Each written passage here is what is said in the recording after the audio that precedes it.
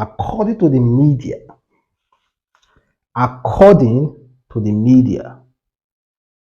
former President Muhammadu Buhari is on exile. According to the media, former President Muhammadu Buhari is on exile.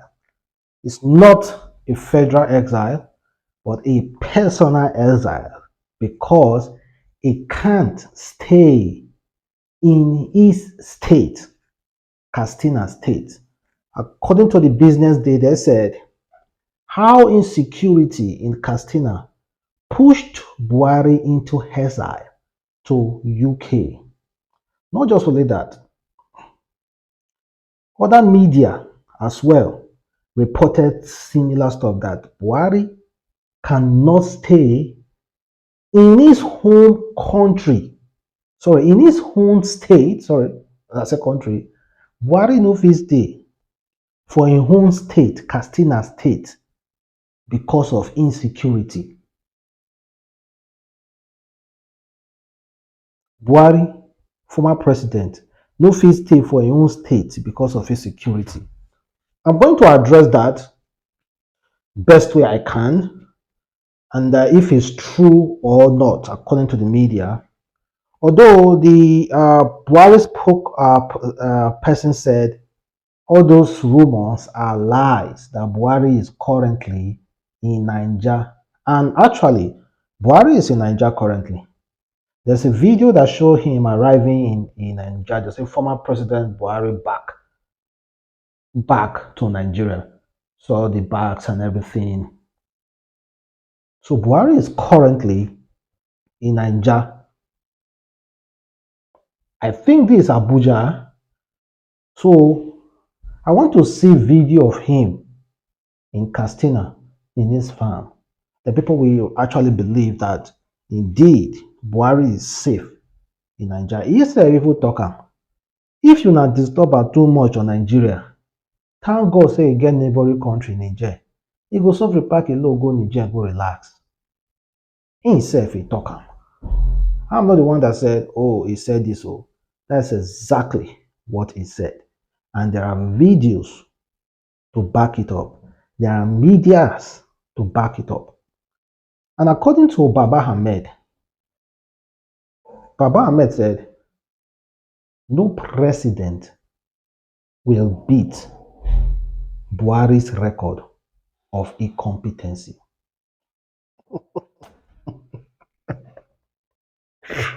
Oh, this guy see finish be this.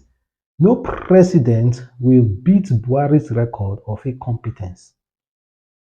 After they talk and say, people will open their mouth to talk immediately after Buhari come out for power. And this is just the beginning.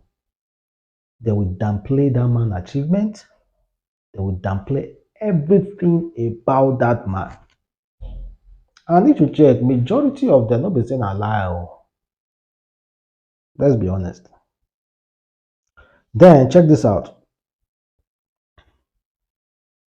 According to this guy on Twitter, Everett said, Katsina is unsafe for Buhari. He's living in the UK now. His children are outside the country.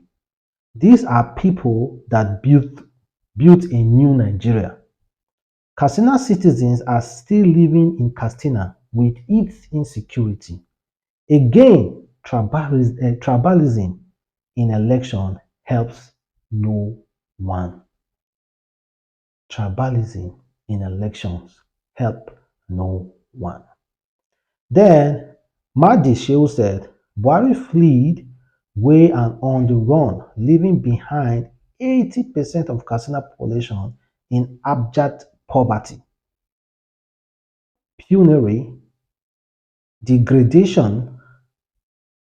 Nigeria, be wise. You know, everyone can say whatever they want to say, but we already know the truth.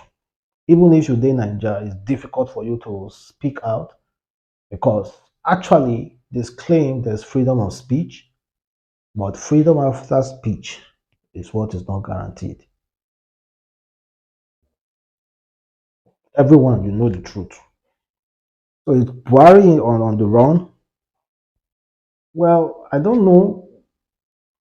We're still going to be checking to actually know if he's in Castina. Whoever cares to know where Buhari is, because we have so much issue now on ground.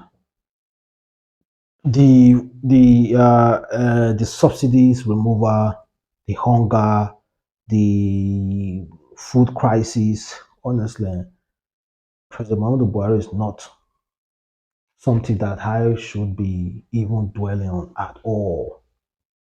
But he was a former president, though. If you are actually worried about if he's on exile or not, it's understandable. It's your right as well to know. It's your a right to know. And according to court order, this one is from yesterday. They say court orders Obasanjo, Yaradua, Jonathan, Buhari's government to account for $5 billion Abacha loot. The court has ordered Obasanjo regime government, Yaradua's government, Jonathan's government, and Buhari government to account for $5 billion Abacha loot. And if you calculate like $5 billion now, let me tell you $5 billion. 1, 2, 3, 1, 2, 3 times $5 billion to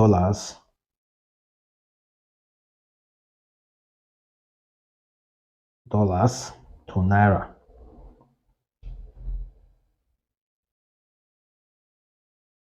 To naira. We're talking about 3.8 trillion naira. Our total budget a year is like it's now going to close to 11 trillion naira. We're talking about, look at it, 3.878 trillion naira. Well, we already know that is just falling on deaf ears. It's falling on absolutely deaf ears. If you are actually seeking or waiting to actually see those past government accounting for $5 billion, you go wake up Yaradua and Yaradua don't buy Tete. So forget. Those one are just normal media talk. Then if you do not know,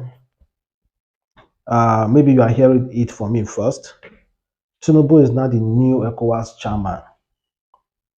Our president, President Muhammadu Tinubu, is now the new ECOWAS chairman.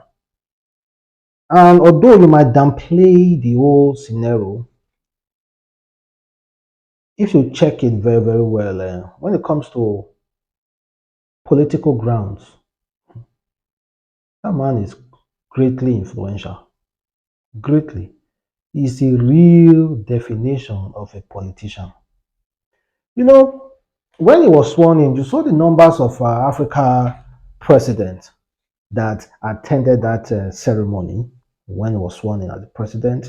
And he made a remark. He said, Nigeria will no longer do Father Christmas to other countries. When they removed the fuel subsidy, did you know how many countries increased their fuel, the amount of their fuel? Do you know how many countries increased their fuel pump price when Nigeria removed their fuel subsidy? Have you asked yourself, how does Nigeria remove their fuel subsidy affect another country? Have you guys asked yourself that question? How does we as Nigerians removing our fuel subsidy affects another country? Ordinarily, it shouldn't affect it. It shouldn't affect them. Why did they also increase their pump price? It's not as if we are